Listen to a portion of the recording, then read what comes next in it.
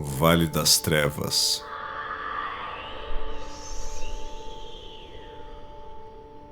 Da ponte pra cá.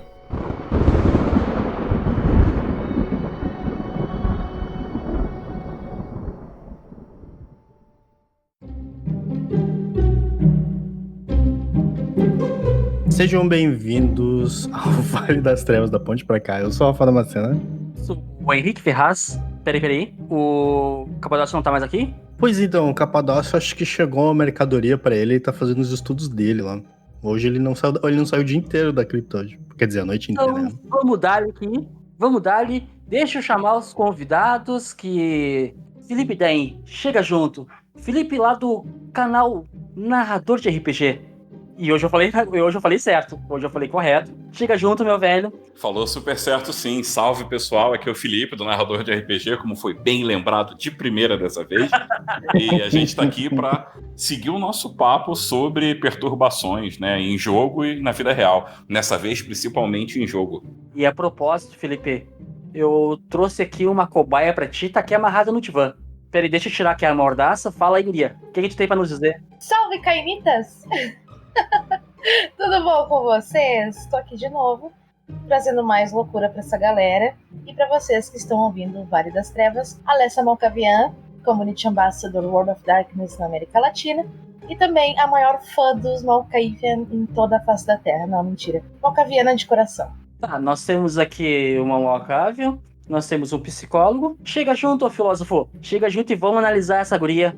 E aí, gurizadinha, tudo em cima? Aqui é a Titulata e mais uma vez uma novidade pra vocês. Como a Taran, estamos aqui pra conversar um pouco sobre esse lado RPGístico, nerd, vampiresco, lobisomesco. E como filósofo clínico, Rafael, né?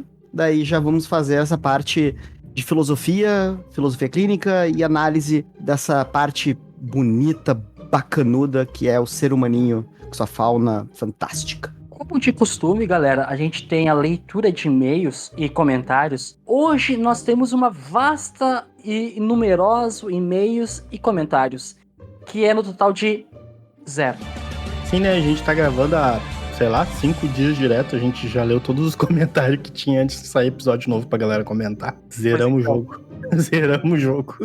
Pois então, já que não temos e-mails e recados a ler, vamos começar então? Peraí, só me alcança a estaca aí que hoje eu vou estaquear o Malk pra não aparecer a segunda personalidade dele. Então tá, galera, vamos começar então com esse episódio insano, com esse episódio perturbador. O que é a perturbação no mundo das trevas? Alguém de vocês poderia me explicar o que é isso? Como é isso?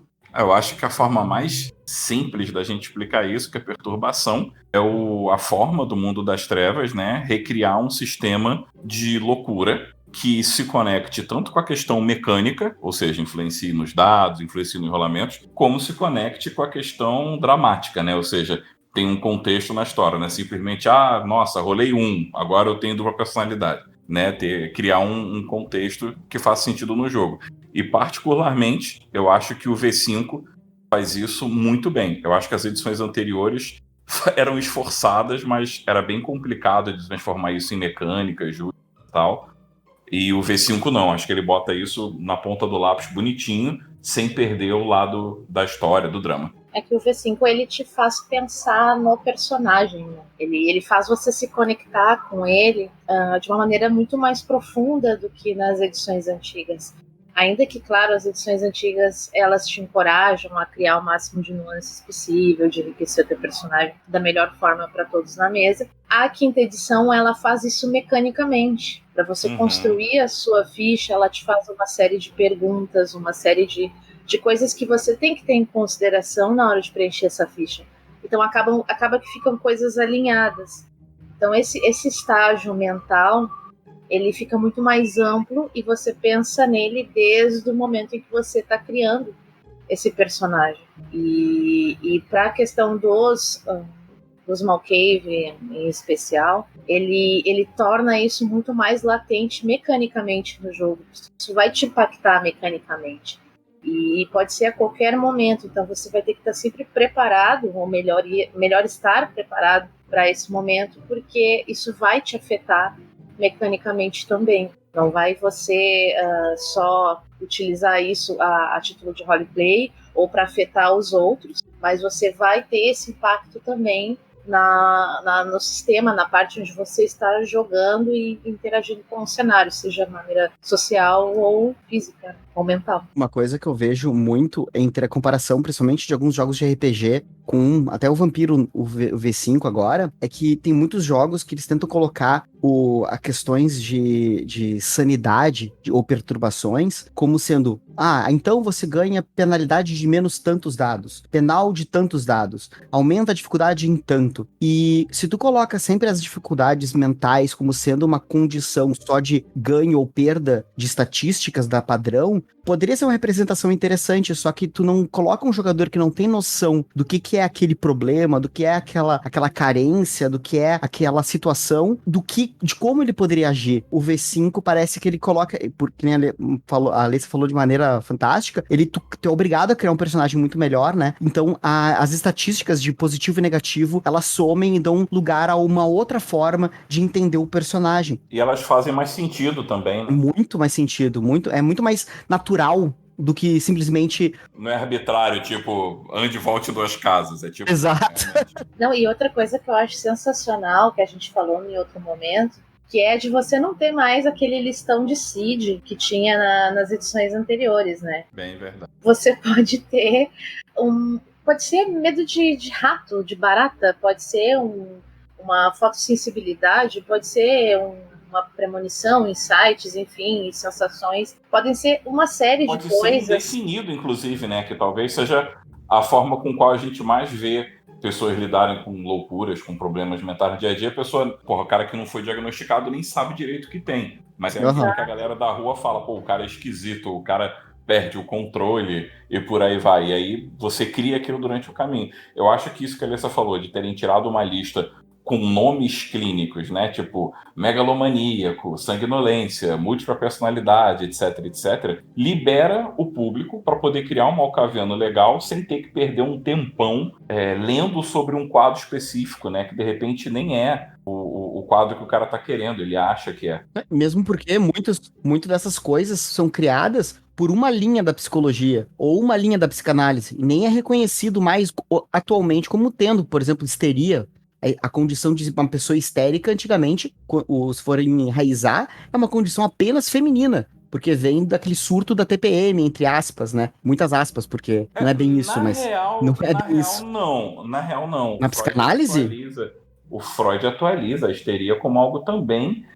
Hister é útero, né? Então a histeria inicialmente tem essa característica do feminino, mas o Freud ele atualiza a histeria como uma característica humana.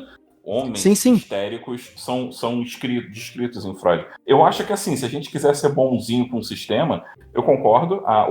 Sei lá, uma série de práticas, né? Hipnose, por exemplo, certos diagnósticos de histeria não fazem muito sentido hoje. Até por uma questão de tabus da época, que hoje não são mais tabus e tal. Mas se a gente quiser ser bonzinho com o sistema, a gente até pode ir numa de assim, beleza, mas no Victorian Age faria sentido uma vampira histérica, sacou? Num tempo antigo, onde aqueles diagnósticos existiam e faziam sentido, essas coisas poderiam fazer sentido. Uma pergunta que eu faço a vocês aqui. Estamos aqui divagando, debatendo sobre os transtornos descritos nos livros passados, né? Segunda edição, terceira edição, V20. E eu faço a pergunta: existe alguma daqueles transtornos na qual ele foi descrito e não está devidamente correto?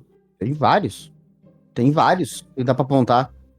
Eu acho que não é uma questão de correto ou incorreto, mas é porque assim, o livro não tem a pretensão de ser um manual clínico. A gente vê que os livros, eles trazem uma versão simplificada e dramatizada dessas perturbações, dessas complicações, até porque o livro não tem a pretensão de ser um manual clínico, né?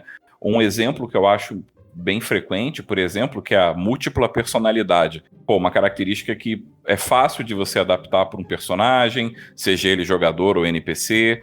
A gente vê com frequência filmes, né, que tenham personalidades múltiplas. O Vampire tem uma personalidade múltipla maravilhosa, que é a Therese Vorman, né, e que Cara, na Fale real... por você. Fale por você. Né?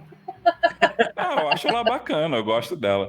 Delas, enfim. Mas a parada é que é a seguinte, a personalidade múltipla, da forma como ela aparece com a Therese, por exemplo, é praticamente literária só, sabe? É muito raro, é muito, muito raro você ver uma coisa assim, onde tem uma total separação. Pô, tem livro que sugere até fazer ficha diferente, né? Isso é bem incomum, mas tipo bem, sabe? E pela quantidade de vezes que isso aparece em histórias, né? Fica parecendo que é uma coisa um pouco mais frequente. Nos anos 90, surgiu meio que uma moda, assim, de se falar sobre serial killer, assim, né? Sobre psicopata. E aí, ser psicopata era meio que a resposta padrão. Ah, não, o cara é psicopata. O cara fez isso, ele é psicopata. E, tipo, olha, não é essa coisa. Pode ser uma pessoa merda num dia merda também. Normal, porém... A gente tem que entender que essa condição das psicopatias que aparecem dentro do jogo são condições da cultura pop, né? São coisas que o nosso senso comum, ele puxa, daí a gente consegue encontrar um paralelo.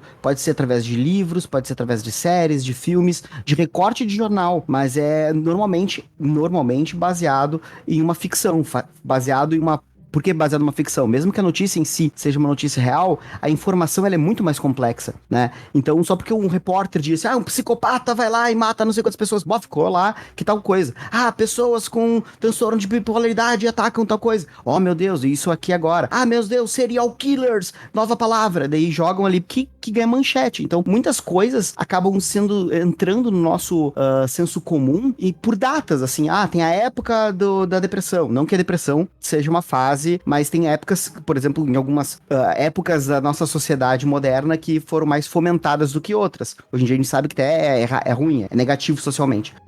A época do serial killer, época da dupla personalidade, tem períodos... Época da Ritalina, do TDAH. Ritalina, exatamente. Que acabam puxando uma coisa, puxando outra e aparecendo mais e as pessoas ficam sabendo e querendo jogar, querendo criar personagens, tendo ideias. A própria condição de personagens usando problemas de dissociação de identidade aparece nos clássicos literários, né? Com o Médico e o Monstro, por exemplo, é um clássico da literatura que deu inspiração para diversos outros, né? Como o Incrível Hulk. É que eu faço essa pergunta justamente porque pode vir a existir pessoas que leem aquelas categorias, que leem aqueles tópicos e, entre aspas, se ache num determinado tipo se identifique, né? Se identifique, muito obrigado. Se identifique com aquele problema. E ele lê e diga, opa, isso eu tenho, isso eu faço. E só que na real... E o que acontece? Ele pode vir a pesquisar sobre este problema e o problema que ele está pesquisando pode ser totalmente outro. Pois é, mas o que eu ia falar em relação a isso é que, assim, eu, pelo menos,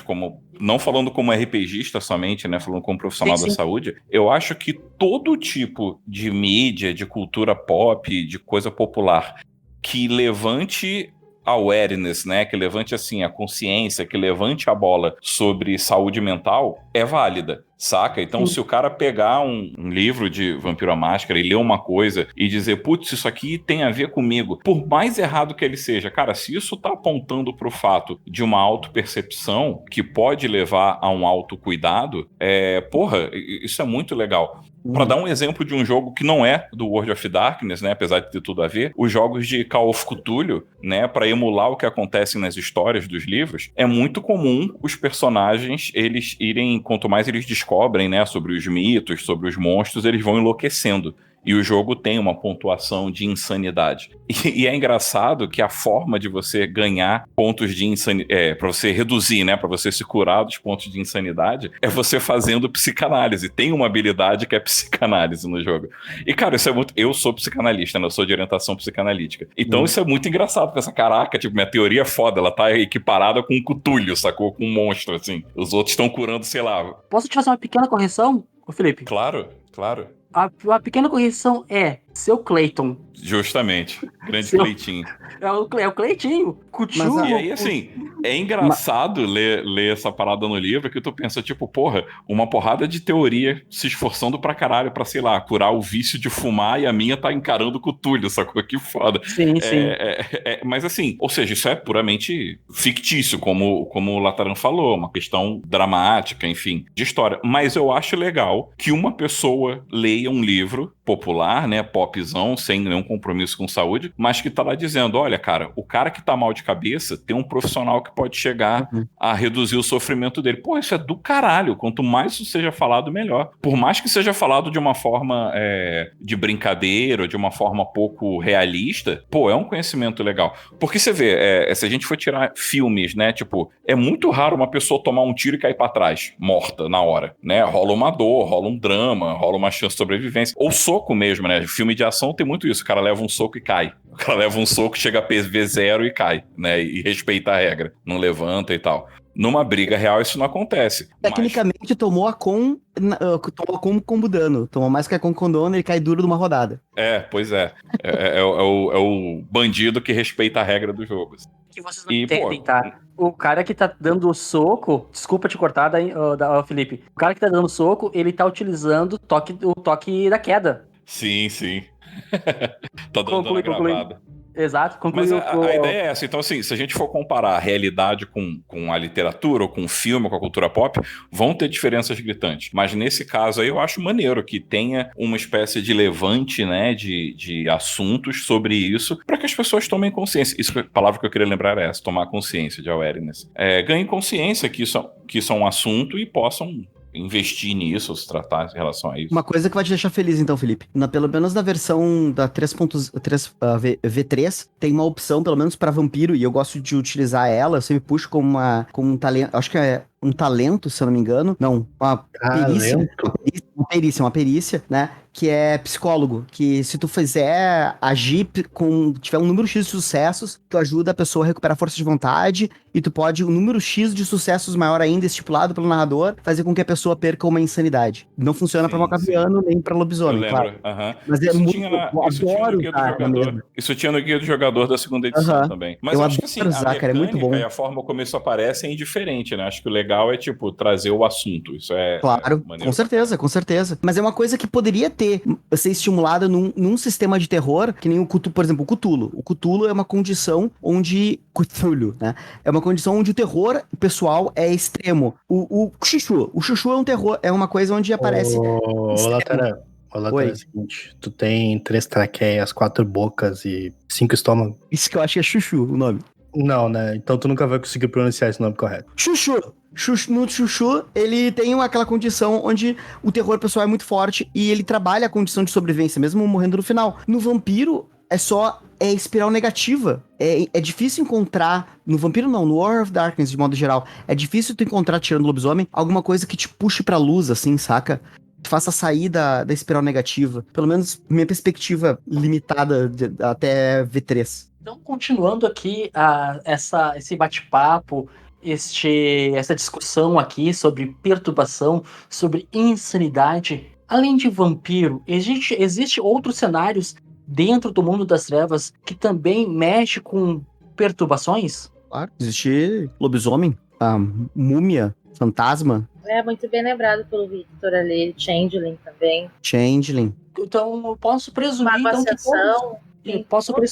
eu posso presumir que todos os cenários lidam particularmente com um pedaço de insanidade. Pô, eu acho que é mais garantido, assim, a gente falar que dependendo do jogo, a perspectiva que ele vai usar da sanidade ou insanidade acaba sendo diferente, né? Porque, por exemplo, é meio complicado você discutir o que é sanidade ou insanidade dentro de Changeling, por exemplo, ou dentro de Mago, que são jogos que comportam mesmo múltiplas realidades, né? Então, é diferente de Vampiro, onde a coisa é um pouco mais objetiva. Esse não é o tema principal de Vampiro, né? A ideia de múltiplas realidades. Então, a gente assume que existe uma realidade consensual e as divergências delas seriam loucuras, digamos assim. Eu acho que tem jogos que focam mais nisso do que outros, ou que levantam mais essa bola como tema do que outros. vai Perfeito. depender do teor que tu vai colocar Exato, ali, e qual ponto de vista, que tipo de coisa vocês querem, Exato. que objetivo vocês querem, o que ferida vocês querem tocar no ponto dos personagens, enfim. Então, Perfeito. vai Eu acho que muito do ponto de vista, né? do ponto de vista da galera jogando e do cenário escolhido. Porque, por exemplo, Changeling é um jogo que eu super visualizo a necessidade de enlouquecer pra resolver uma trama e depois se curar e tá tudo certo. E vida que segue. Já Vampire, eu não acho que isso seja um prato tão principal, assim. É uma coisa que vai estar mais como consequência dos atos, né? E quando tu diz enlouquecer em Changeling, é sair da realidade, né? É fuga da realidade. Eu acho engraçado no lobisomem que eu não sei se alguém já se sentiu assim. Me parece que é fugir de do possível estereótipo de loucura para quando a gente transporta a sociedade para dentro do jogo. Porque imagina você, Garou, contando pro seu parente agora que toda noite de lua cheia você sai e faz tal coisa e tal coisa, que você se encontra em caernes com outros iguais a você. Imagina o impacto que isso teria para você na sociedade, todo o estigma e toda essa questão. Então, para mim também trata um pouco disso, de como lidar também com a reação dos outros, né? O estigma da loucura, do fora do padrão, de fora do senso comum. E lidar também com aquele monstro dentro de si, né? Que o lobisomem tem que lidar, essa fúria crescente, a vontade de estraçalhar, de virar crinos e dar porrada, que é inerente. E às vezes tu se deparar com coisas da Wyrm que antes tu se deparava de boa, como alguns fast food, por exemplo, ou uma empresa X de petróleo, ou sei lá, um político X ou assado, e tu não conseguir mais suportar a presença porque tu sabe que o ser é corrompido da Wyrm e pra ti a visão tá extremamente clara, coisa fanática, assim, mas é uma coisa visceral, sabe? Fora do controle. É que agora a história é longa porque eu fiquei comovida que a gente tocou nesse ponto e eu queria compartilhar uma coisa com vocês e a comunidade. Alguns já sabem. Quando eu comecei a jogar Lobisomem, eu tinha exatamente o que o Lataran falou para nós agora e um pouco do que eu relatei para vocês. Agora já não lido mais tanto, assim, né? Até porque agora eu tô jogando Changing Breeds, então esse medo, essa coisa de estigma não há. Mas, enfim, quando eu comecei a jogar Lobisomem, eu tinha recém retornado, né, de um tratamento contra a depressão. E eu fiquei apaixonada pelas Fúrias Negras e tudo mais. Tu não contou essa história no episódio de aniversário? Não sei. Eu acho que é que tu venceu o Harano pela Fúria, não é? Isso, e aí pra quem não ouviu o episódio de aniversário, eu ia falar sobre a questão do Arano, né? Daria para se comparar com estágios da depressão ou de outras psicopatologias, porque isso vai afetando o teu personagem como uma perda de toda a esperança, de tudo que você viu, que as suas crenças. Tudo começa a ficar questionável para você ou não fazer sentido. Você perde a vontade de fazer as coisas, de lutar por Gaia. Então, para mim, assim, me parece muito a representação do que doenças mentais podem fazer com o ser humano, né? De te colocar num estágio de descrença total e de falta de esperança. A não ação, né? Pior de todas. E aí, pra quem não ouviu o cast de aniversário, eu fiz uma tatuagem que nem é o dom das fúrias, eu fui descobrir que era o dom dos presas de prata, mas mesmo assim eu fiz representando a parte guerreira dos lobisomens, dos Aron, vencem um espírito e lhes concede um dom para vencer o Arano. E aí é um ponto importante também, assim, eu não vi nenhuma mesa que abordou tão fortemente a questão do Arano quanto o Jay aqui, mas o Jay muitas vezes usava quando o jogador faltava a sessão, que aí era mais fácil para ele interpretar isso como modo NPC, né, companheiro em Arano. Então, a gente... Nossa, mas mega bonito e mega profunda essa comparação, Alessa, do Arano versus fúria e depressão versus ímpeto de viver. Pô, que do caralho, maneiro. E se você vê daí em Lataran, e Rafa, e Henrique, e ouvintes, a fúria, ela pode ser provocada externamente por gatilhos, por pensamentos seus, por sede de vingança, por código de honra, enfim. Um montão de coisas pode desencadear essa fúria. Assim como você reagindo a um tratamento ou buscando autoconhecimento, seja para tratar quaisquer questões que forem. Então, eu acho legal fazer essa análise mais elegante da coisa, não ser taxativa, não, é isso.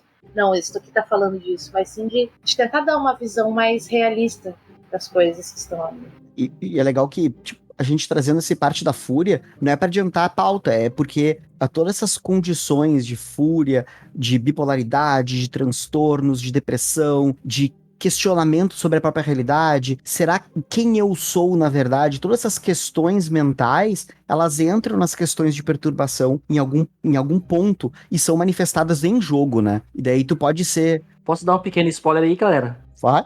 Vamos fazer um episódio igual a ele, mas falando sobre especificamente fúria. Nós vamos abordar a fúria no quesito, na questão do cenário de lobisomem apocalipse. Tal como a gente está fazendo aqui agora com perturbações, só que dando um enfoque maior na fúria do lobisomem apocalipse. Show. É bacana. Uma coisa que eu não consigo visualizar entre os jogadores é o quê? Pegando provavelmente o lobisomem mesmo, que você é uma pessoa normal, tá? Entre aspas, muitas aspas, vivendo do teu cotidiano, do teu dia a dia, estudando, trabalhando, sendo pai de família, mãe de família, ou apenas o jovem de uma família, e do nada, tu te transforma numa criatura de 2 metros de altura, 3 metros de altura, estraçalha, quebra o que tem pela frente, acaba vendo coisas que tu não queria, que tu não olhava, não tinha noção que iria ver, espíritos, formor, entre outras coisas, e como essa pessoa não tem um distúrbio. É que, bom, eu vou falar agora um pouco.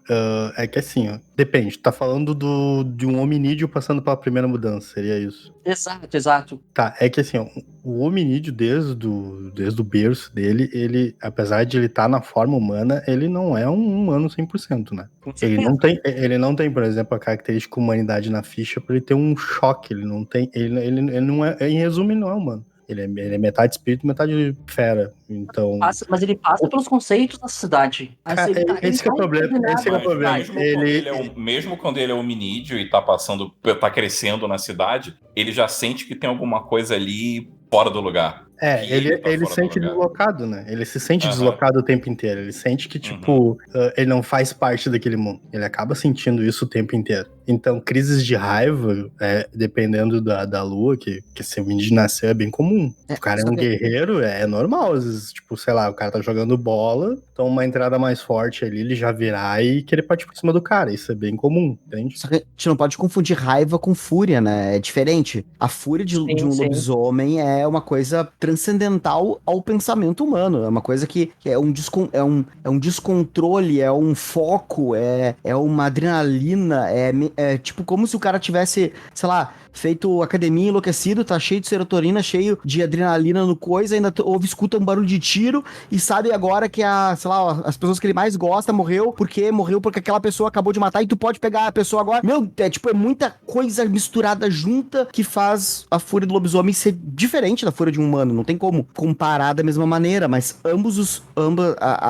transtornos poderiam ser colocados em algum grau, né? Sim. Eu acho legal, assim, sem querer roubar o tema, né? Porque afinal a gente tá pra falar de Vampire mais hoje. Sim. Mas nesse tópico de lobisomem, eu sempre achei bacana entender a fúria, o atributo fúria, né? A característica fúria, como algo assim, ao mesmo tempo puro, no bom e no mau sentido. Selvagem no bom e no mau sentido, né? É natural. Tipo, cara, ontem meu gato deu uma loucura e ele me mordeu no ombro e tá dentro pra caralho até agora. Hoje ele me deu testadinha quando eu cheguei em casa de noite, sacou? E ele é um bicho. E bichos são assim, as relações são meio que imediatistas e deu raiva ele ataca e deu vontade ele quer carinho. Um lobisomem faz a mesma coisa, mas ele não tem o tamanho do meu gato, né? E aí quando ele viu, é tarde demais. Como ele tá inserido numa sociedade, tanto a sociedade ou mortal ou lupina, mas principalmente a sociedade dos Garou, ele tem que se haver com as consequências do lado animal dele. Coisa que um animal não tem. O animal vai lá, mata o filho, come e tá tudo certo. Tipo, passou a fome, vida que segue. Ele não tem culpa, ele não é julgado pelos seus iguais e tal. Um Garou, não. Ele vai lá, faz uma merda dessa, depois que passa a fúria de todo mundo, o cara vira, caralho, mano, como assim? Né? Ainda mais se ele for humano, ele vai se ver com valores morais humanos. Então, acho que o legal da fúria do lobisomem é ela colocar meio que na mesma caixa, né, no mesmo personagem, tanto esse lado neurótico, do humano normal, do humano padrão da sociedade moderna, como esse lado barbárico, selvagem do bicho, do animal. E isso, eu acho que é aí que moram as histórias mais maneiras de lobisomem, moram nessa misturinha do capeta. O instinto, né? Saber guiar o instinto e a consciência, deixar os dois entrelaçados, né? É uma coisa bem legal. Tem uma parte, eu não li os livros, tá? Diferente de algumas pessoas, mas no Crepúsculo tem uma parte que lida muito bem essa condição aí dos lobisomens, quando fala do amor verdadeiro que um lobisomem sente por uma outra pessoa, e tem uma mina lá que tomou uma agarrada de um dos lobisomens, e ela é completamente apaixonada, e ela entende que, não, mas faz parte de eu amar um lobisomem, de vez em quando o cara acordar enlouquecido e me dar uma agarrada e quase me matar. Faz parte. Faz parte do meu amor aceitar esse tipo de coisa. O que é meio estranho, em muitos aspectos, né? Cara, eu acho isso, assim, de repente nem é muito meu lugar pra falar esse tipo de coisa, mas eu acho isso com um pensamento bem problemático, assim. Problemático. Bem problemático. Isso, então, né? Totalmente. E pra vocês verem que não é essa coisa de malcaviano, né? Quando a gente começa a ir a fundo, né? A gente olha muito pro abismo, vai voltar pra gente. Então... Não, exemplo de Crepúsculo não dá, sai daqui. Mas exemplo problemático que trata a questão da fúria, a questão da codependência, a questão de aceitação do outro. Só que o problema é que, assim, como é que a gente pode aceitar? É difícil pra nossa sociedade, que a gente cria um personagem ficcional, fazer um paralelo de aceitação de um monstro que não tem controle. Quando a gente cria esse paralelo, a gente acaba aceitando violência doméstica. Cara, não. É que assim, ó, tem todo um contexto em cima do que essa guria levou uma agarrada dentro lá daquele universo. Gente. Tem todo um contexto. O cara, o tal do lobisomem lá que acabou acertando a companheira dele sem querer, se arrepende mortalmente pelo resto da vida dele, ele não se perdoou por ter feito aquilo, por ter perdido o controle no momento de raiva, então tem todo um contexto diferente. Ô galera, vocês perceberam que o Rafael tá entendendo bastante de Crepúsculo? É impressão minha ou ele tá detalhando bem o livro ou os filmes? Claro, tu me emprestou teus livros pra mim ler, esqueceu? Mas assim, galera, vamos... Já que a gente tá falando sobre malcavianos e tem pizza aí, pergunta é... Ah, pizza é bom. Queria uma agora. Pergunta que eu faço a vocês. Coringa, quando se fala em malcavianos, tem muita gente, a grande maioria das pessoas falam que o seu personagem é espelhado, é semelhante ao Coringa. O que vocês acham disso? Ou é o dito malcaviano de pantufa? O que vocês acham desse tipo de personagem? Ele é bem aceito em mesa? Não? Ele é se bem montado, vale a pena? Qual a opinião de vocês sobre isso? Cara, assim, para começo de conversa, a gente tem que cuidar quando a gente fala de exemplo de personagens vivos, personagens antigos e clássicos, porque todos os personagens que a gente conhece hoje em dia na cultura pop não são escritos por um único escritor e não seguem uma linha clara de história, não segue uma linha clara de ações, não segue uma linha clara de pensamento que a gente poderia verificar, né? A historicidade dele é corrompida por diversas pessoas, então a ação dele é corrompida e alterada e reescrita várias vezes, então a gente tem que ter cuidado com relação a isso. Quando tu tá te baseando, por exemplo, estamos baseando no Coringa. Qual Coringa? Dos milhões que já tiveram, né? Isso é uma coisa que a gente tem que cuidar quando a gente levanta esse questionamento da cultura pop. Essa linha ela é muito tênue, porque eu não consigo entender quando que uma referência da cultura pop se torna problemática. Em que parte do processo de criação de personagem e do momento em que o jogo começa, essa questão fica problemática. Por quê? Porque para seguir a cartilha de senso comum e o que a galera fala e o hype do momento, ou uma brincadeira em grupo, às vezes a gente acaba entrando nesse, Coringa nem vem, Arlequina nem vem. Eu mesma já repliquei esse tipo de comentário. Só que quando a gente para e pensa nessa questão, a gente começa a perceber que o problema não necessariamente são os personagens, porque os personagens eles existem para atender um outro propósito. Eles foram criados, seus conceitos, as suas nuances, sem nem se pensar em trazermos isso para o Vampiro à Máscara ou o próprio Vampiro à Máscara. Então, por que isso está se tornando problemático? Então, quando a gente começa a olhar mais a fundo, a gente começa a perceber que, primeiro, faltou diálogo. faltou diálogo em algum momento entre o seu narrador, você, o que você expectava dessa mesa, que tipo de interpretação você queria dar para isso, como é a sua visão disso. Então, para mim, é um sinal muito claro de que faltou diálogo, porque nada impede de alguém vir com esse conceito e fazer uma interpretação incrível. O estilo de jogo é uma coisa muito, muito positiva, muito divertida para todo mundo. Criar um personagem complexo, porque antes de dar qualquer outra classificação para ele, ele é complexo, se você analisar o personagem. Então, para mim, como jogadora, e eu comecei a jogar o Vampiro à Máscara e me aficionei por esse clã, para mim nunca foi o problema do conceito do Coringa ou a Harley Quinn. Sempre foi que tipo de intenção tem essa interpretação, o que isso o que se expecta disso, e como o narrador vai apresentar o cenário e inserir esse personagem no cenário. Por isso que o problema para mim não é o conceito,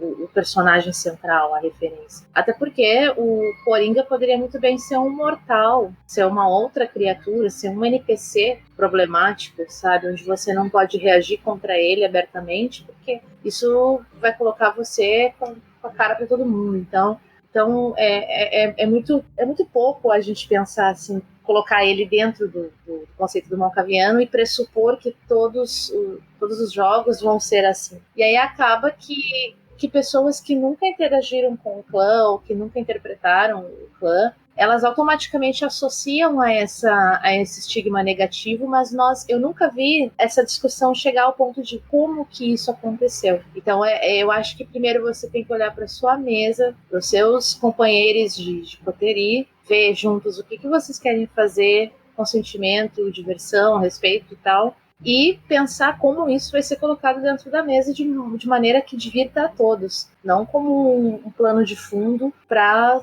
se agir de formas questionáveis. Tem uma série no Netflix, Amizade Dolorida, né?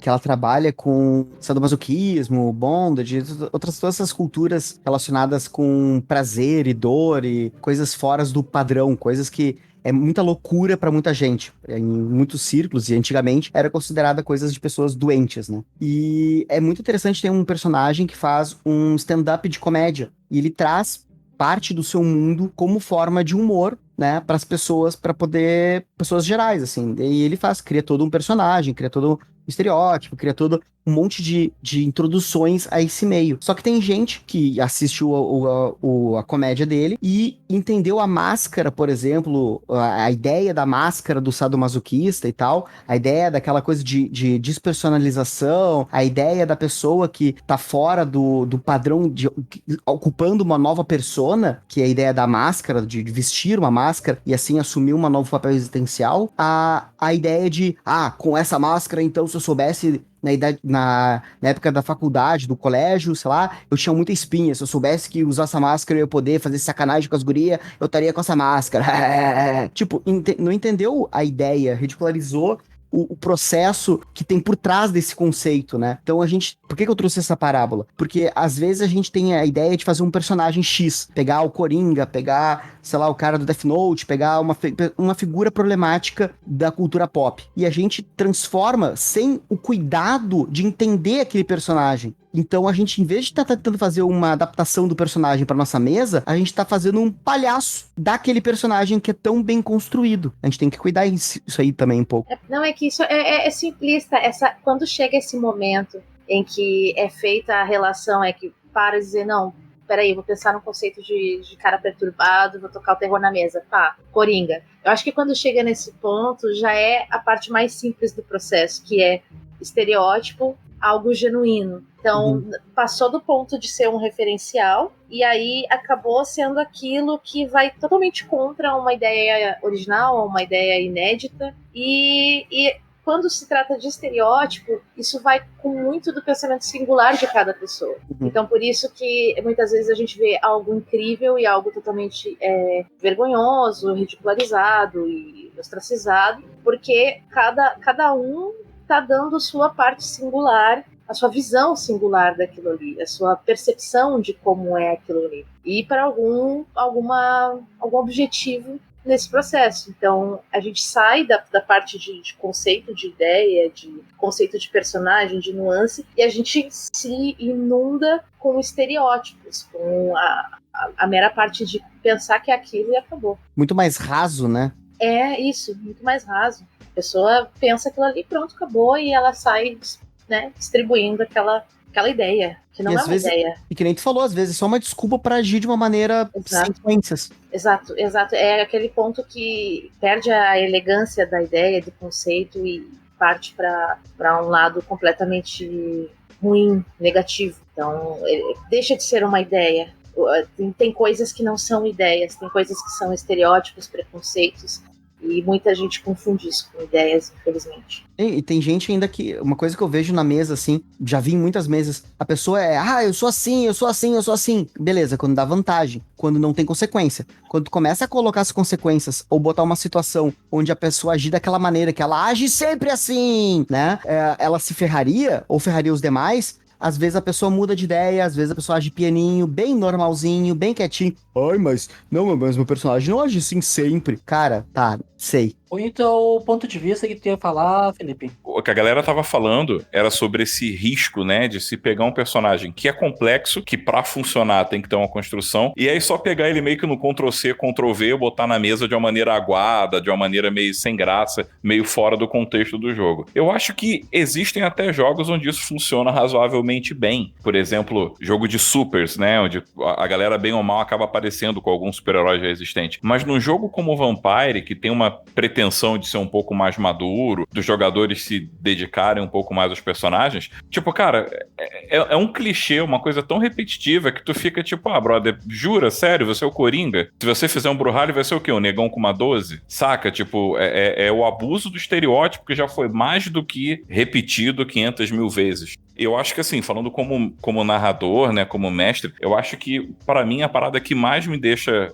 com preguiça desse tipo de personagem não é nem só essa questão de pegar um monte de discussão maneira que entra no personagem e ela se perder numa reprodução aguada. Mas tipo, cara, se o cara vem pra mim com essa ideia de personagem, nossa, ele não tá afim de pensar em personagem, sacou? E aí isso, pra mim, levanta uma puta bandeira. Tipo, brother, peraí, você tem certeza que você quer jogar? Porque o jogo é pra você meio que dar aquela mergulhada, né? Eu acho que quem joga storyteller, de maneira geral, tem um pouco essa pretensão. Não é uma obrigação. Beleza, o mestre pode chegar e falar, pô, demorou, você é o Coringa número 23 e bola pra frente. Só que, na maioria das vezes, me parece que não é isso que acontece. A galera gera uma expectativa de que o jogo vai ser legal, de que ele vai ser um pouco mais profundo, e esse Ctrl-C, Ctrl-V, pô, eu acho que paralelo ao Malkaviano Coringa é o Malkaviano Deadpool. Nossa, você quer que eu te visualize cortando sua mandíbula com a serra elétrica e virar pra mim, no meu personagem, a maldição dele é que ele quebra a quarta parede. Tipo, cara, se você quer um Malkaviano pra quebrar a quarta parede, você nem vai entrar pelas minhas paredes pra você jogar, sacou? Porque eu acho que é uma coisa que foge tanto à lógica da parada.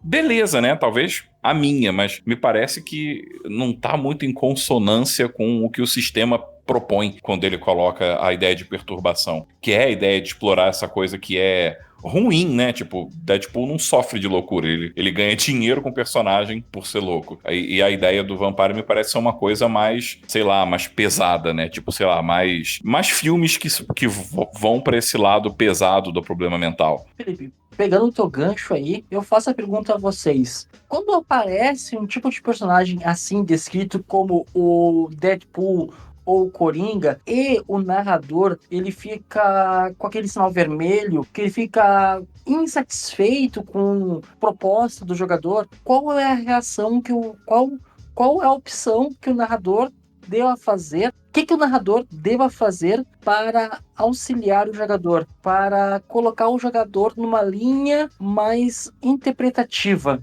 Cara, eu não acho que isso não seja interpretativo. Eu acho que a interpretação disso que não tá dentro do contexto que o jogo se propõe. E tanto em questão de perturbação, como qualquer outra questão, quando o personagem não se adequa a proposta da história, eu acho que a coisa mais justa, honesta de se fazer é o narrador chegar e falar, pô, cara, então, esse teu personagem, ele tá virando pro caminho tal, e a minha história, ela vai ser no caminho outro. Então, poxa, será que você consegue reformular? Porque esse não vai rolar na minha história. Eu acho que é igual assim, eu chegar e pensar um personagem, pensar uma história, porra, quero fazer uma história sobre Camarilla, que o foco vai ser os jogadores ganhando poder na Camarilla e tal, e aí vem um cara e fala, não, mano, eu vou jogar com um Baali, porque ele vai desenvolver... Tipo, pode ser super interessante a história de um Baali, é uma linhagem maneira pra cacete, mas não cabe naquela história onde eu quero focar uma outra coisa. Então, eu acho que a gente tem um pouco esse problema, porque os outros RPGs, de maneira geral, eles têm uma temática mais direta e reta. Pegar o D&D, por exemplo, né? D&D é um jogo de aventura. Seu personagem, sendo aventureiro, ele cabe na história. Não importa a classe, não importa a raça. Mais ou menos, mais ou menos, mais ou menos. Sabe Cara, que... eu acho que... Não, peraí.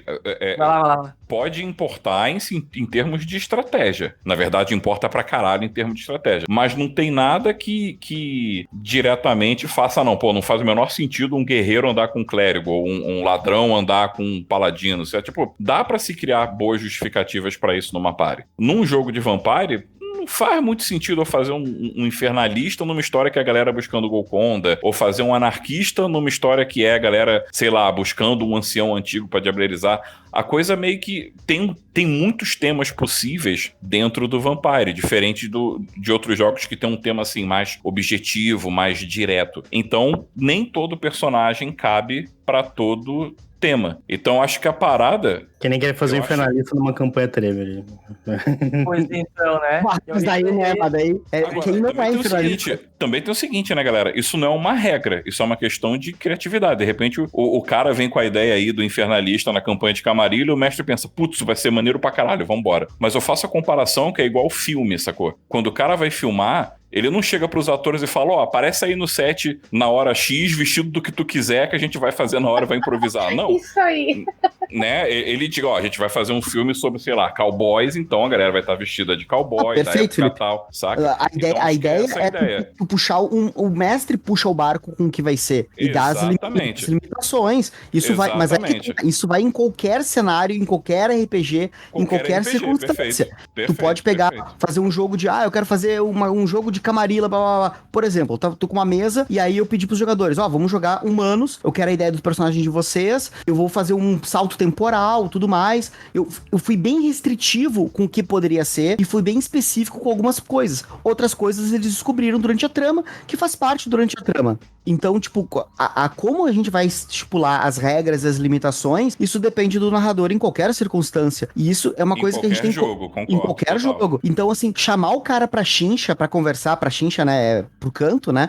Chamar o cara pro canto pra poder tirar uma conversa. Cara, olha só, vamos dar uma conversada sobre o teu personagem? Mas eu não tô entendendo, eu não tô me encaixando bem. Então o narrador chama o cara e conversa. Cara, por que tu não tá te encaixando? Tu tem certeza que tu quer ir pra esse caminho? Se não quiser ir por esse caminho, vai por outro. Ou vai assim, ou vai assado. E esse diálogo, às vezes, quando tem situações complexas, de interpretação ainda por cima, questões motivacionais do personagem que não são claras, às vezes, né? É essencial pro bom andamento do jogo. O Rafael ali, ele pegou e disse Baali numa mesa de Tremere. Eu tava narrando uma campanha totalmente com personagens Tremere, full Tremere. Eu posso ser um Baali numa mesa Tremere? Detalhe que o plot da campanha ia completamente na contramão do que o jogador queria. Eu falei, cara, não é o que a campanha tá pedindo. Não, mas eu posso ser um Baali, um infiltrado no clã Tremere, blá blá blá, o Isachê. E o cara, não é o que a campanha tá pedindo. Ele insistiu, tá, tu gostaria de jogar? Então tá, te deixo jogar. Vou montar uma ficha, me dá um teu beijo que a gente vai jogar. Ele acabou desistindo de jogar. Gente, mas diálogo também, né? Porque o RPG, a gente usa o nosso tempo, e tempo é muito precioso. Sim, ainda mais em momentos tão difíceis. Então, não custa R$0 você chegar e, antes de estabelecer a sua crônica, dizer o que você quer, o que você precisa. Mas olha, isso aí que tá... Tanto o Vitor, que tá aqui no chat, escutando aqui o podcast, ele era um dos meus jogadores. E a mesa, antes de começar o jogo, foi devidamente explicada. Toda a ideia e a proposta do jogo. O jogo vai ser assim, assado. Tem que ser todos os jogadores full deste clã, e é assim. Vai me fazer seu Philodox mesmo? Quer jogar? Sério? Quer Tá me jogar? fazendo seu Philodox. Não, ele vira pra mim, ouvinte. Não, que uma pessoa tá aqui do outro lado e eu sou a outra parte. Não, o Henrique, falha tua. Como narrador, tu é o regente da orquestra de malucos, cara. Claro. Então, você que vai determinar essa situação, o que você quer, o que você não quer. Agora, eu penso também que há estilos de narrativas e há pessoas que têm as suas características que nada impede de aceitar e de ser uma crônica memorável. Tem pessoas que narram totalmente sandbox, assim, a coisa vai saindo das ideias e as tuas ações vão determinar coisas na história. Então, tudo pode acontecer, sabe? Não... A questão é que a regra é conversar. Conversar da melhor maneira possível. E ao menor sinal onde você não está se sentindo à vontade, onde você criou grandes expectativas e a coisa não está bem assim. Então, dialoguem, conversem, porque aí vai ser proveitoso para todo mundo vai poder compartilhar o seu tempo de maneira sadia, assim, para todos, né? Cara, eu acho que se tem uma frase importante nesse papo todo foi essa que a Alessa falou. A regra é conversar. Porque, assim, se você na sua mesa tem o Malkavian Deadpool, o Malkavian Coringa e o mestre tá mestrando e tá todo mundo se divertindo, brother, mete bronca. Faz isso mesmo. Só que a chance disso não acontecer também é real. E aí entra a coisa do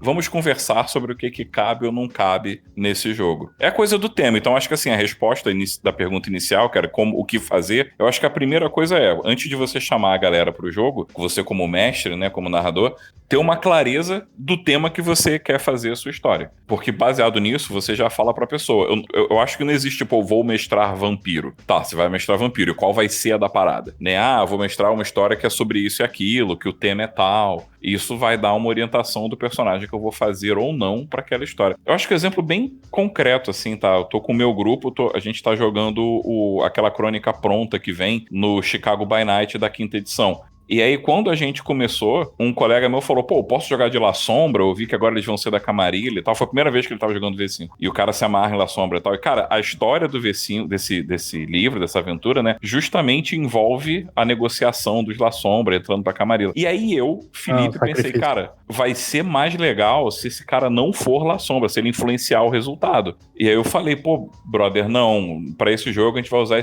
os clãs básicos mesmo e tal, os 7 clãs, mais os Banu Hakim e tudo mais. Ah, não, beleza, ok. Aí ele foi lá, fez outro personagem e tá tudo certo. Não quer dizer que seja errado usar um La Sombra naquela história. Eu, Felipe, achei melhor ir pela via do quem tá de fora julgar, né, decidir o destino do cara. E eu acho que é isso, é ter clareza do que você quer fazer. Com clareza você explica claramente pra pessoa e a pessoa segue. Ou ela pode virar e dizer, não, eu só aceito jogar de La Sombra. Tá bom, então não joga dessa vez, joga outra mesa, sei lá. E também porque é uma coisa que todo mundo aprende. Já aconteceu de eu estar numa mesa, criar um conceito e ao primeiro instante parecia que não ia fazer, até ia fazer sentido, mas ia ser muito difícil ou ia acabar me dificultando o roleplay. Assim, meu narrador apontou algumas dificuldades que eu ia ter nesse processo. E acabou que se tornou um dos personagens mais incríveis, assim, que eu já fiz. Eu interpreto uma Balan criança, então é muito complexo. Você poder dialogar com o seu narrador te permite aprender e permite que ele aprenda também. Porque daqui a pouco poderia ser que não se encaixava, mas brilhou aquela ideia, pintou aquele insight e a coisa fluiu, porque o RPG tem muito disso, daquelas coisas incríveis e improváveis. Inesperadas, sabe? Né? Inesperadas, e nem tudo que é inesperado é ruim.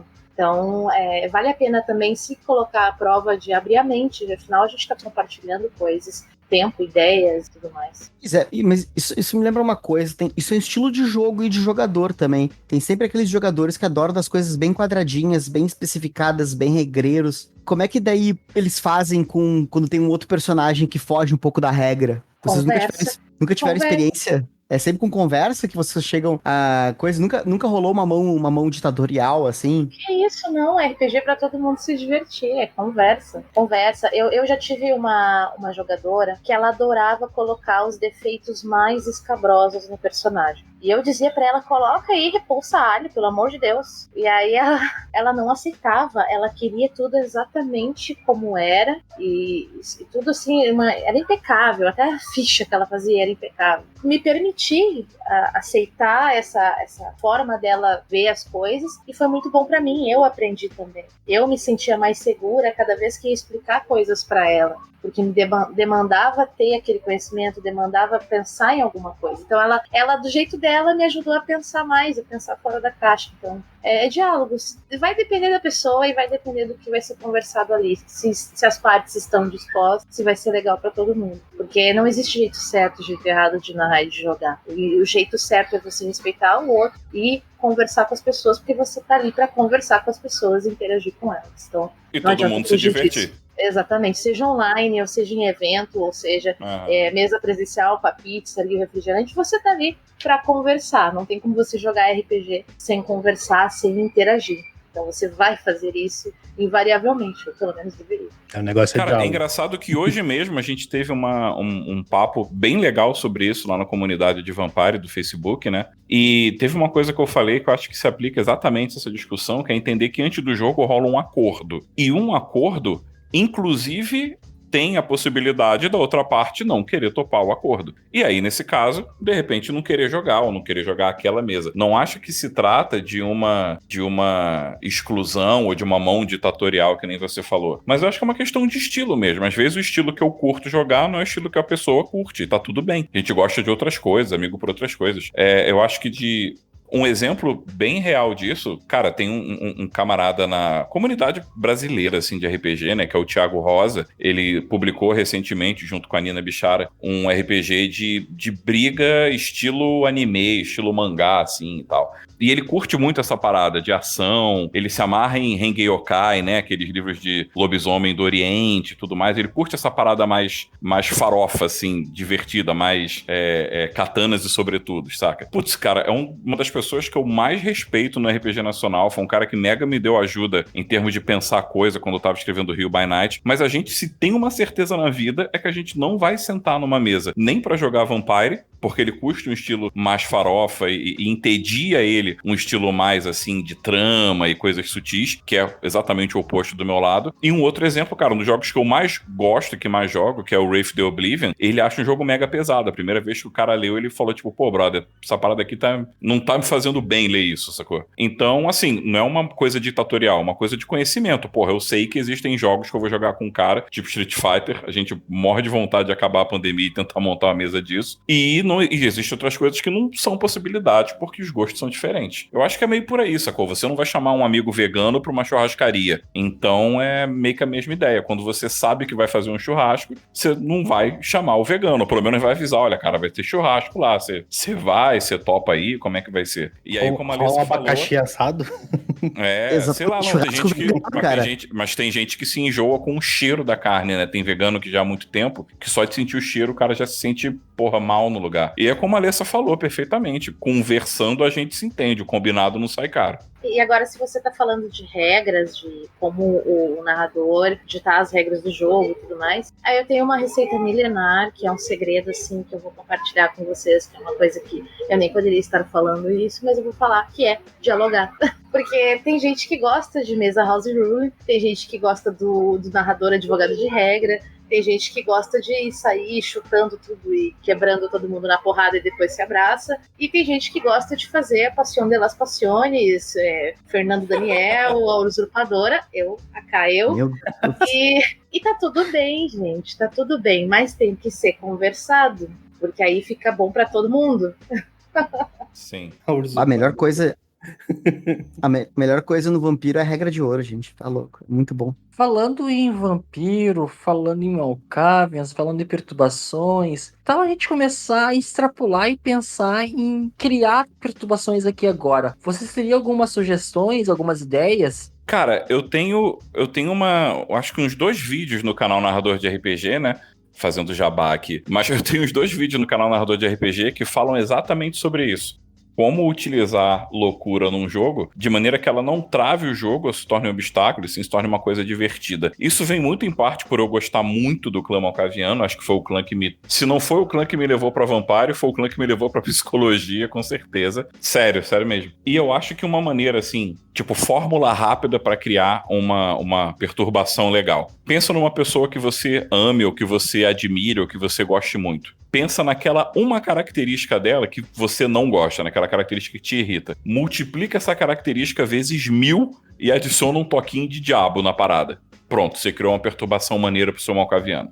Se a gente for pegar um exemplo real, né, um exemplo prático, vamos dizer que, sei lá, a pessoa pensou na mãe, que é uma pessoa super carinhosa, que é uma pessoa que tá sempre perto, que é uma pessoa que dá todo o apoio, que é cuidadora e tal. Mas aí a pessoa pensa, pô, tem vezes que essa lance de ser cuidadora era foda, né, não deixa sair, fica cercando a pessoa, querendo proteger. E aí você multiplica isso vezes malcave, né, você imagina, cara, eu vou criar um personagem que ele se acha uma espécie de salvador, e ele tem meio que um mini culto das pessoas que seguem ele, mas ele acredita que ele é o cara que sabe do que é certo e errado. E quando alguém foge da linha do que ele pede, né, do que ele manda, ele acha que a pessoa tá quebrando uma regra divina, ele se sente um representante de Deus ali, e aí ele vai punir a pessoa, ou ele começa a se sentir mal com isso. Por exemplo, um outro exemplo bobo, assim, tentar pensar em pessoas reais aqui. Uma pessoa que é muito bacana, que é muito amiga, muito divertida, mas que sente uma falta grande de uma pessoa que perdeu, sei lá, um parente ou um namorado, alguma coisa do tipo. E a pessoa volta e meia tem esse momento down, né, por causa disso. Se a gente for virar isso no malcaviano, cara, pode ser uma vítima da pessoa, ou um senhor que ele fez diablerie, ou uma vítima que ele matou, e que essa pessoa era muito significativa, e essa pessoa volta e meia vem na cabeça dela, fala com ela, inspira ela, e na hora H, na hora da batalha, na hora da cena principal, a pessoa some, ela percebe que tá sozinha, e percebe que a pessoa não tá mais ali. E aí ela perde dados, e aí ela perde ações, e aí ela fica descompensada. Eu curti. Todas essas coisas vão nessa formulazinha.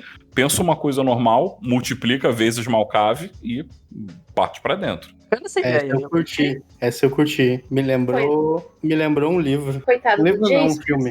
pra criar perturbações pro malcaviano dele e elevar a 1000. Se ferrou. Mas olha, Alessa, me deu uma sugestão de uma perturbação nova aí. Poxa, eu aqui louca pra pensar num negócio tripastelão. Aí veio daí. Eu ia perder a dignidade aqui, assim, ó. Como você nunca viu. E aí o Daime chega nesse garbo e elegância e dá essa surra, né, gente? Cara, eu louca pra inventar um negócio tripastelão, assim, atriz.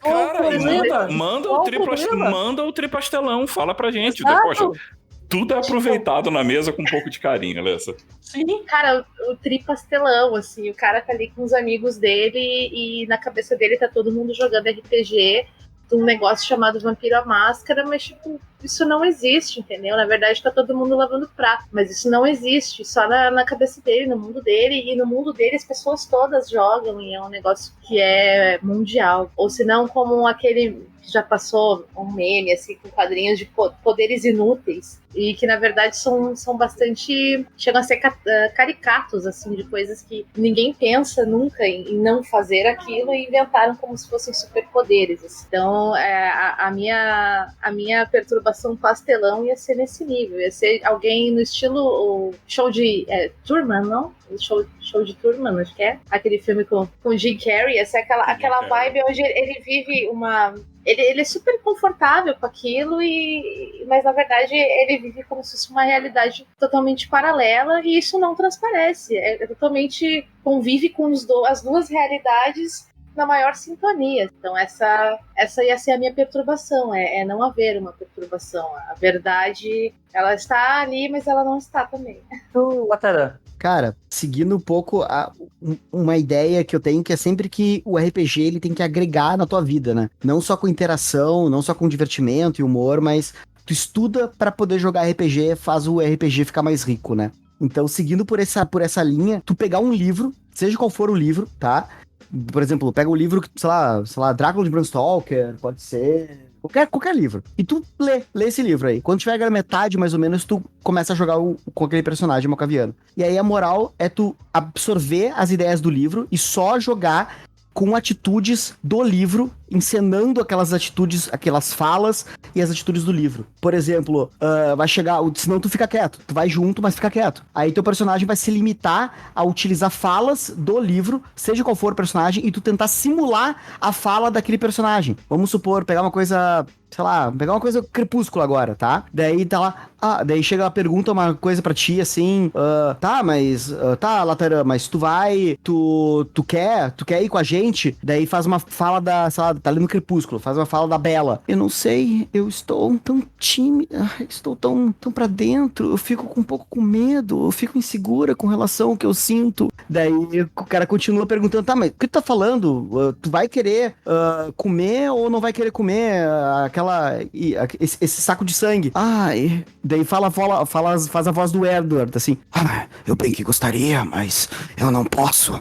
Se eu fizesse, eu poderia perder o controle. Sabe? Daí tenta encenar sempre esses personagens, assim. Eu acho que daria uma riqueza pro personagem, porque tu estaria utilizando um lado interpretativo muito rico para tentar botar em cena, com vozes, com gesticulações e tal. Ao mesmo tempo, tu tá puxando uma literatura. Pode ser fantasia, qualquer literatura que tu queira, e tentando colocar ela dentro do teu mundo. E a loucura do personagem seria que ele acredita que tá vivenciando aquelas cenas, conforme ele vai falando. Boa. E tu, Damascena, tem alguma ideia? Claro que não. A maioria que seria interessante já foi abordado. Cara, tem mais uma ideia, se couber. Manda lá, qual é, cabe? Manda lá. Cara, seguinte, essa nem tá naqueles vídeos lá, e é uma palavra que eu até uso com frequência, assim, pra fazer personagens malcavianos. Normalmente, isso eu acho que vale mais pra quem curte música, tá? Pra quem escuta muita música. Normalmente, quem gosta de música tá com uma música na cabeça 100% do tempo. Uma música qualquer. E a parada é, você pega uma frase dessa música e você tenta transformar essa frase como se fosse uma convicção do personagem. E você meio que orienta todas as tuas decisões, todas as tuas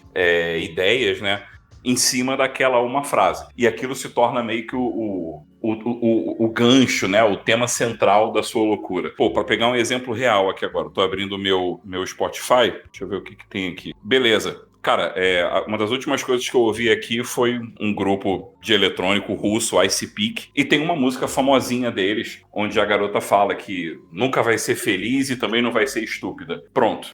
Essa é a frase de abertura, o verso de abertura da música. Pego essa frase e aplico num personagem. E aí eu tento elaborar em cima disso. Então eu vou fazer um personagem que ele vê a alegria como sendo um escapismo, como sendo uma burrice. Quem tá rindo muito tá perdendo os detalhes da verdade, que é sombria, que é sórdida. Se a música tiver clipe, então melhor ainda, que você já coloca aquilo dentro da neura. E aí você faz uma pessoa que tá presa dentro de uma realidade, não de um clipe, né? Pra ela não é um clipe, não é uma música, mas que é uma realidade, um recorte da realidade que aquela música, a ideia daquela música passa, daquela letra passa pra ela. Eu não sei se ficou claro, mas é que, porra, eu faço isso com alguma frequência, eu acho maneiro pra caralho fazer isso. Pra mim, tipo, parece que me descreveu. Lembra aqueles papos que a gente levava sobre Depeche Mode, assim?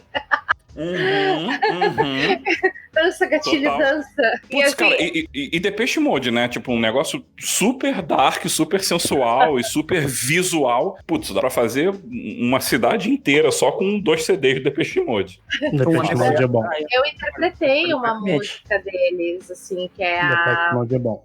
Personal Jesus. Era a minha personagem, Malkavian, em contato com o mentor incorpóreo dela, e eles recitavam, eles conversavam, mas aquilo que era dito eram as frases da Personal Jesus.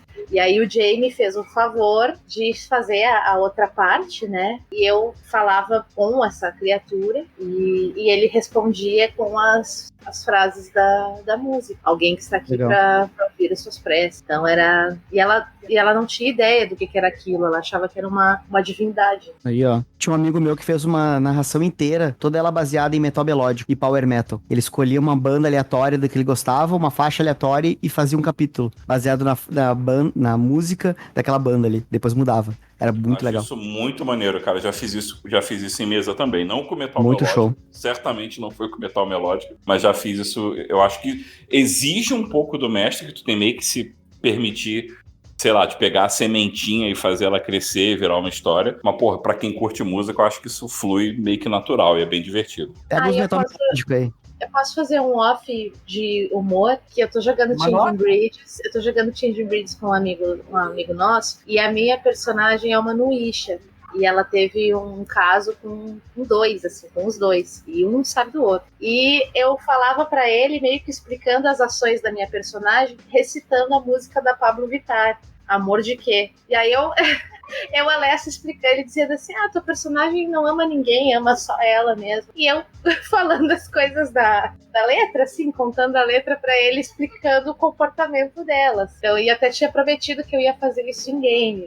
Os personagens iam conversar e ela ia recitar a música, explicando como é que é o pensamento dela. Pô, mas eu vou te falar que eu nem achei isso galhofa ou humor, não, cara. Acho que tá super dentro do que uma Nuisha faria.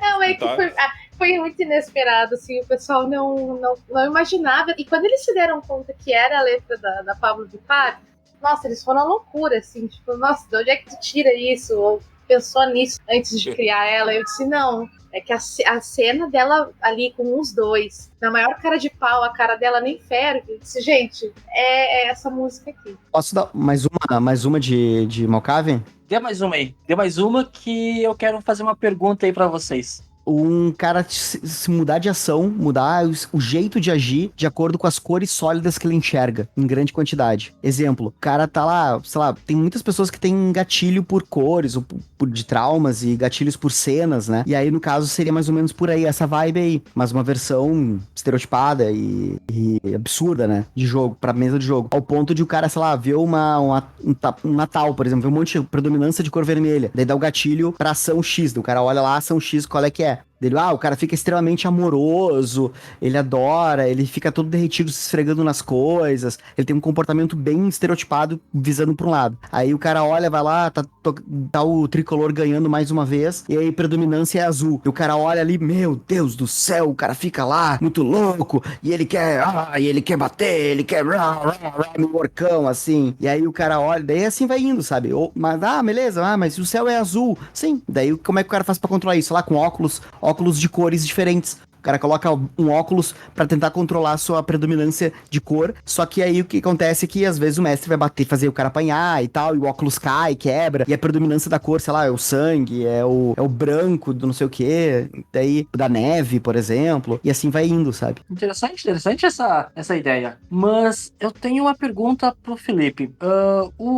Na perturbação, múltiplas personalidades, tu tem uma personalidade agindo, tá? Enquanto a outra está, entre aspas, adormecida. Isso no sistema, no jogo. Existe uma maneira onde as personalidades, sejam elas 2, 3, 4, consigam estar ao mesmo tempo acordadas? Cara, múltiplas personalidades ao mesmo tempo acordada, na verdade a gente está falando de um surto, né? De um surto psicótico, que é quando a pessoa, escuta vozes, por exemplo, né? Aqueles casos, isso eu tô falando não de literatura, mas casos reais, né? A pessoa fez porque ouviu vozes, tem um monte de casos bem tristes até, na real, de depressão pós-parto, onde as mães escutam alguma coisa dizendo para fazer com o bebê, e aí fazem, aí elas relatam que o bebê falou com elas durante o ato. Isso é documentado, né? E aí o Charles Manson teve um surto desse aí, né? O Charles Manson e a galera que andava com a família Manson, os assassinatos foram muito nessa, mas, uma galera hippie, né, cara, que, abusava de LSD, então era uma parada muito lisérgica, descontroladona e tal.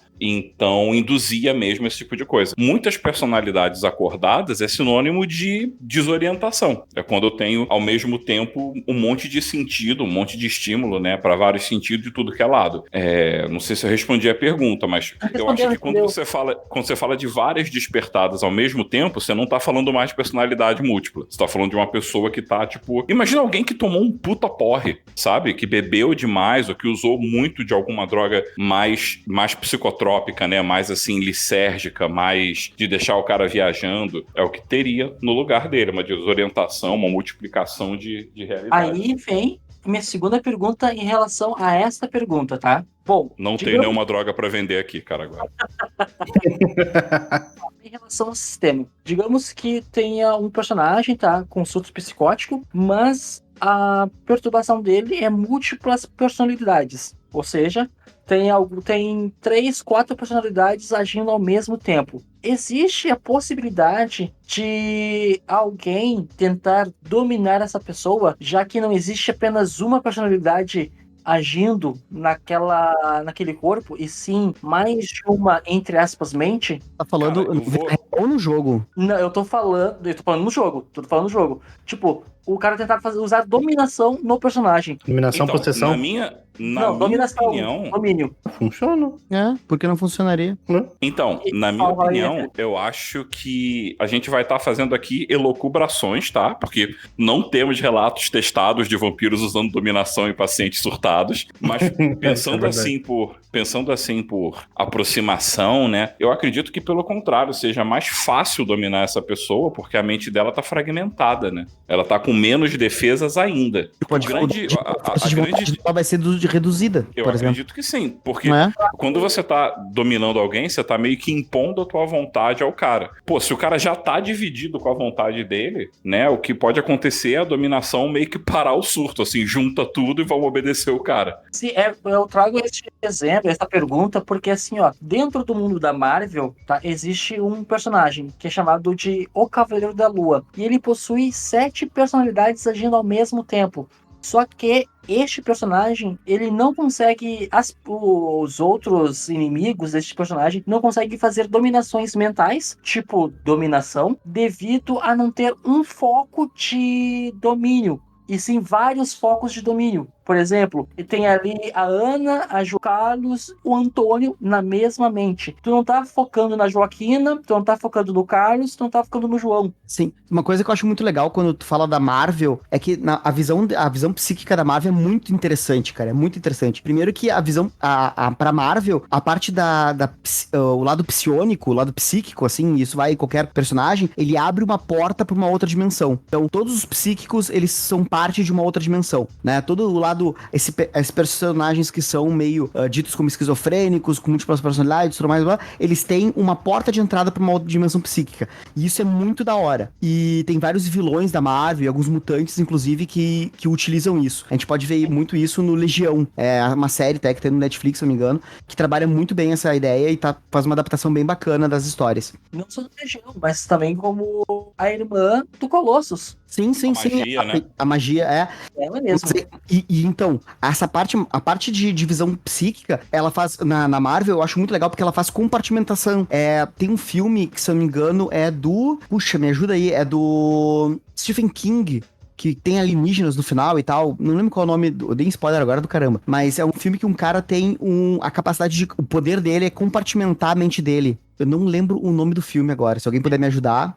Tá, mas o Lataran, o Felipe, vocês entenderam onde eu quero chegar em relação à dominação, ao comando, ao comandar, no caso? Então, eu acho que você poderia sair dessa situação tanto com um extremo como com o outro. Eu acho que o mestre poderia fazer uma coisa estilo Marvel, do tipo, como ele tem várias mentes, então você não vai dominar, porque você não vai dominar todas. Isso. A vontade dele tá dispersa em várias partezinhas. Ou você podia ir pelo outro lado. Beleza, já que tá todas as mentes estão dividindo força de vontade, então todas elas são alvo mais fácil pro cara. Quando ele conseguir dominar, ele meio que todas elas vão estar obedecendo o cara independente. E como eu falei, vai ficar muito a cargo do mestre, porque a gente tá no campo da cultura pop, né? A própria característica múltipla personalidade não funciona muito bem assim, né? De você ter 7 personalidades que estão ali disputando o controle e tudo mais. Então, já que a gente tá falando de licença poética, o mestre escolhe aquela licença que ele achar mais legal, incluindo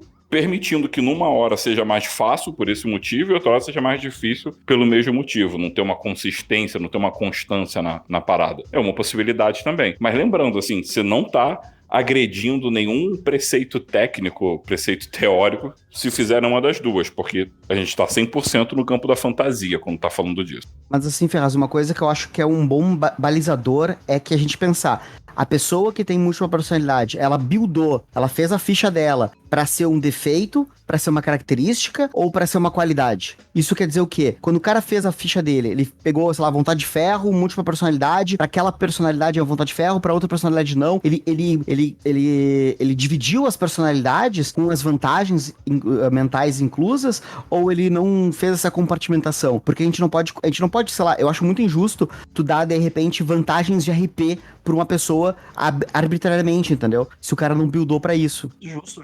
É de se pensar. Não, mas aqui a gente tava falando sobre perturbações, criando perturbações, e me remeteu ao personagem Cavaleiro da Lua da Marvel, que eu achei interessante se colocar agora. Mas ele é buildadaço nessa parte, né? Inclusive, ele ganha atributo físico, ou em um atributo, um deles ele é super forte, atlético, no outro ele é um mega cientista, ele muda a ficha mesmo, assim, sabe?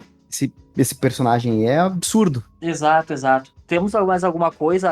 Alguém tem mais alguma coisa a querer colocar, pontuar? Por mim tá ótimo.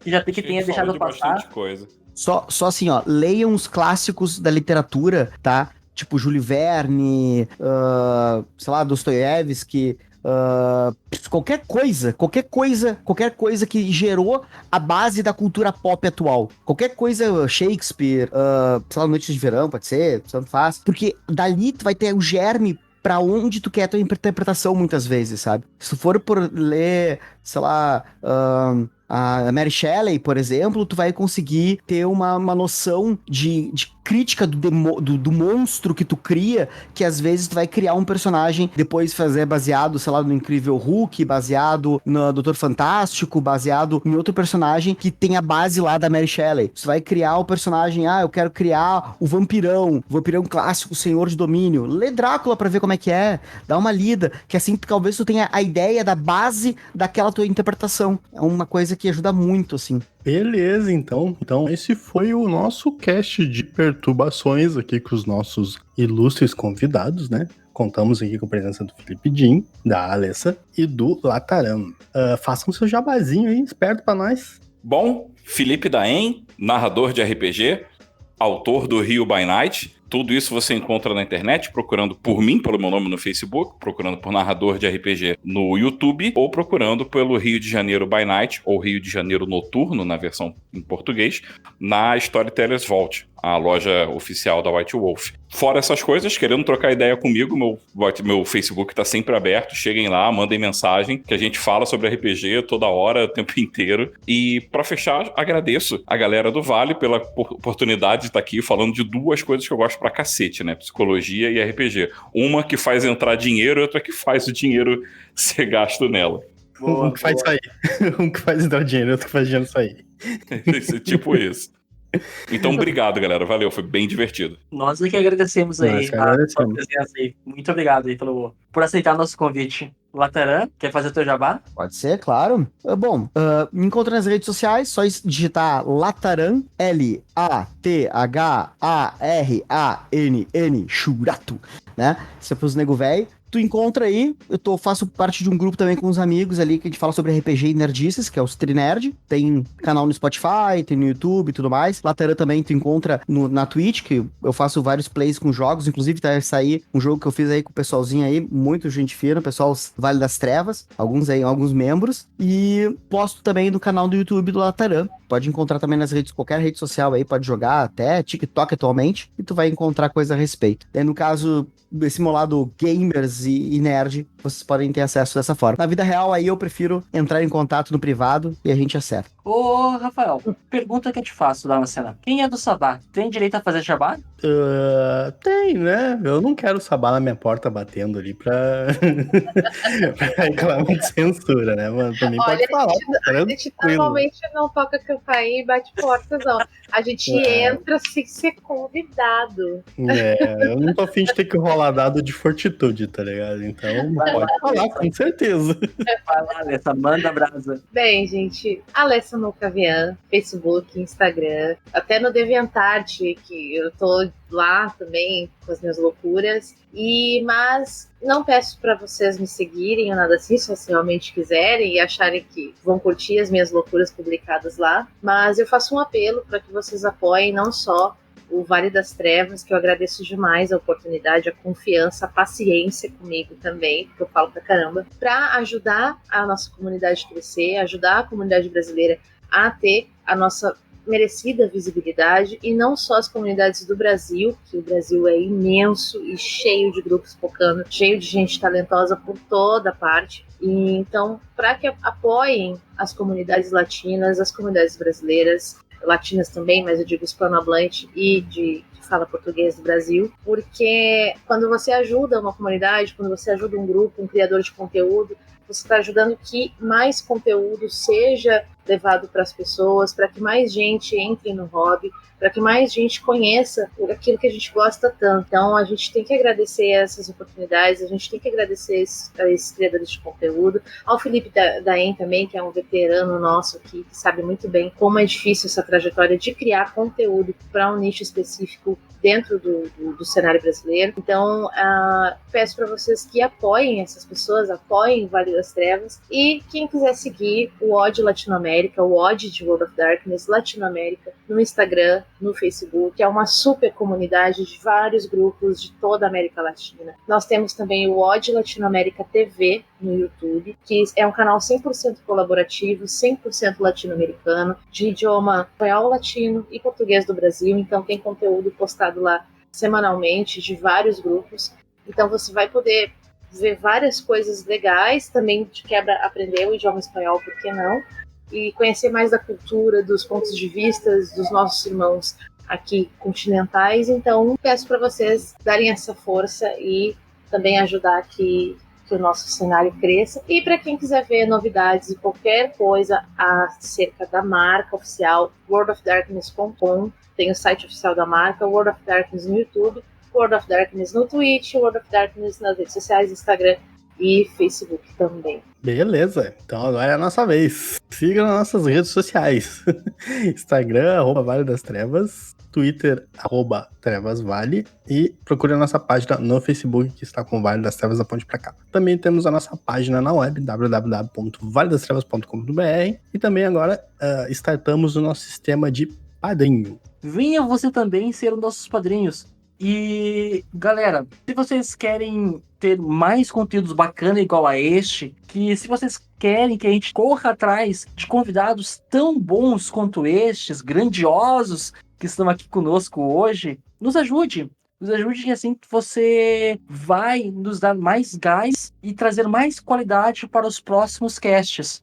E, novamente, muito obrigado a todos vocês que estão aqui presentes. Felipe Daen, Lataran, Alessa. Ao pessoal aqui do chat, muito obrigado, pessoal do chat, por estar conversando com a gente, nos escutando do início ao fim. E, novamente, galera, qualquer coisa que vocês queiram, dúvidas, sugestões, mandem um e-mail ou escrevam os recados, que a gente vai ler todos eles aqui no Vale das Trevas, aqui no cast.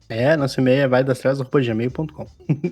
Bom, então, eu sou o Henrique Ferraz, despedindo e enxotando os nossos convidados. Eu sou o Rafael Damascena e abraço pra todo mundo. Até. Falou.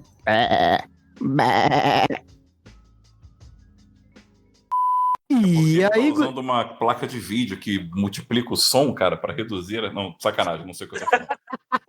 não tem nem aquele. Querido Bigman, José de Caixa Alta pergunta: um lobisomem malcaviano é considerado um vampiro preso de prata, se ambos têm loucura?